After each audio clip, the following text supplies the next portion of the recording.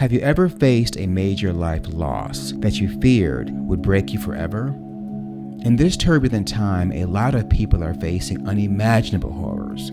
If you faced a trauma, you may have felt the urge to get back to normal. That's how we're conditioned. Make life like a sparkling, airbrushed social media feed of the best parts of your life.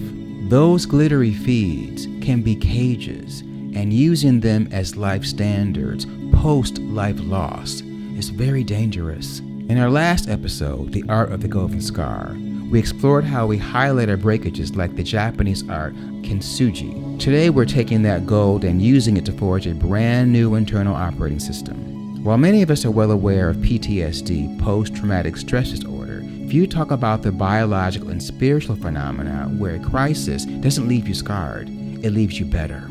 We're diving into a transformative psychological concept called post-traumatic growth, PTG. By the end of this video, you'll understand how to stop trying to bounce back to the person you used to be and instead learn how to bounce forward. You're going to gain a framework that proves your darkest moments are actually high-speed upgrades to your purpose, your strength, your true calling. If you're struggling with a major life setback, a devastating job loss, or maybe a period of intense depression, if you feel like your loss has left you permanently diminished, this episode is your roadmap to a better version of yourself.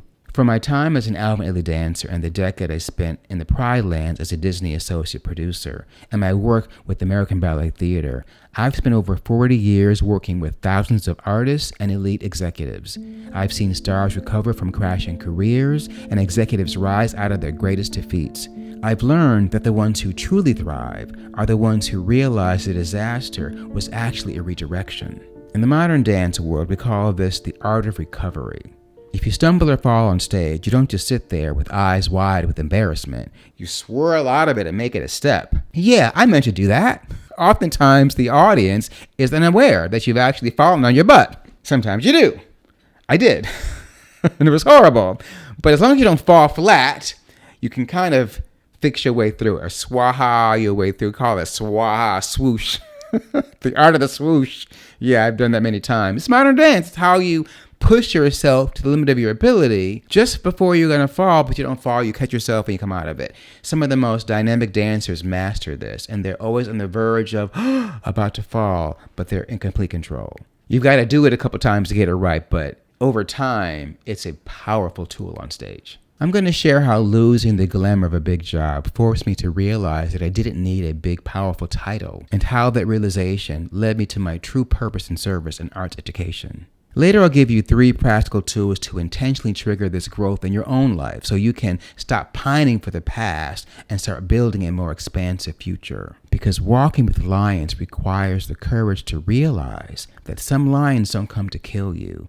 They come to devour the illusions that are keeping you small. Welcome to Season 5 of Roar.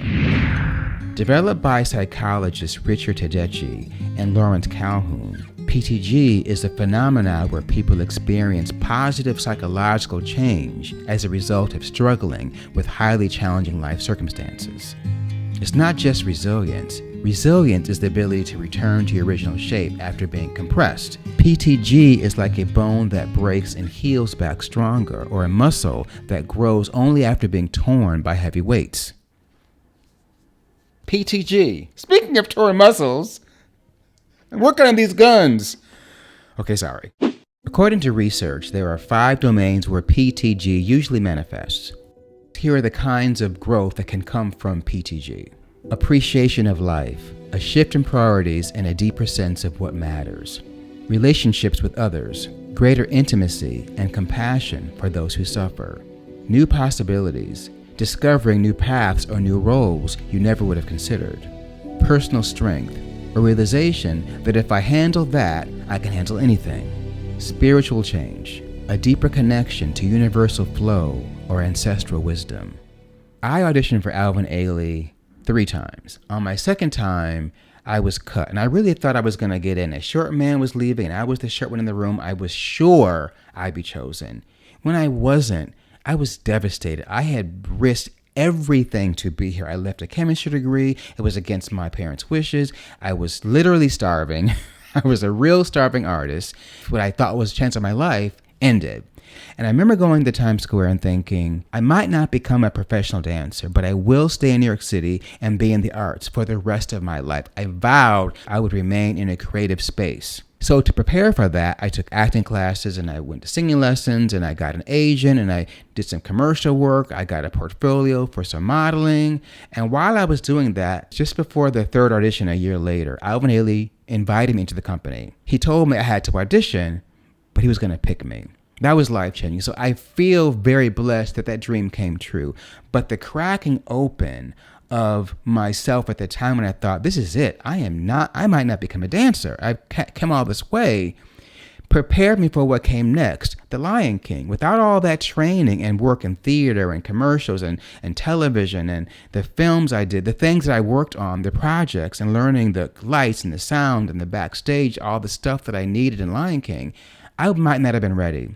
And the most important lesson was I learned that I was made of many, many things. I could be many, many things. I could transition, and I have transitioned as a result many, many times. I have reinvented myself more times than I can count. I actually did not want to have to do that, but I did. And here I am 40 years later, and I'm still in the game. And I am grateful for the times that I was cracked open and forced to reevaluate, rediscover, and reinvent myself. I'm living in a world that I could never have imagined when I was a student auditioning for the Ailey Company almost 40 years ago. It's given me the wisdom that I'm sharing with you now. Before we move into the tools to trigger your own bounce forward, if you ever felt like a loss was actually a hidden doorway to your greatness, like and subscribe. We're building a tribe of people who know how to turn trauma into transformation. The hardest part of PTG is the ruminating phase, when you're spinning around and repeating what you said, what you did, the loss over and over again in your head. I'm going to show you how to turn that stuck thinking into a creative process that builds your new identity. How do we stop pining for the old stage and start building the new one? How do we walk with a line of loss and ensure it leads to growth? PTG isn't something that just happens to you.